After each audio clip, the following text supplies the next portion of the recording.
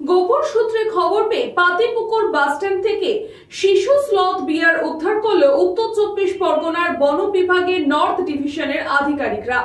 এদিন দুপুরবেলাতেই উত্তর 24 পরগনা জেলা বন বিভাগের ডিভিশন আধিকারিক পাতিপুকুর বাসস্ট্যান্ড এলাকায় হানা দিয়ে দুই অভিযুক্ত বিল্টু মণ্ডল ও মোহাম্মদ ইরফানকে গ্রেফতার করেন আধিকারিকেরা। বন দপ্তরের আধিকারিক সূত্রে খবর, বাংলাদেশ সীমান্ত এলাকায় ঘোচাডাঙ্গা হয়ে উত্তর 24 পরগনা থেকে অন্য রাজ্যে পাচারের ছক কষছিলেন অভিযুক্তরা।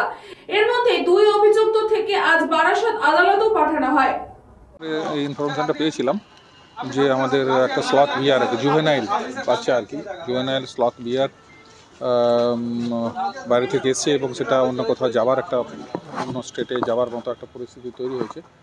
তো গতকাল থেকে আমাদের টিম এটার পিছনে লেগেছিল আর কি, তো ধরা পড়েছে এবং আমরা এটা এখান বারাসাত কোর্টে আপনার তুলব।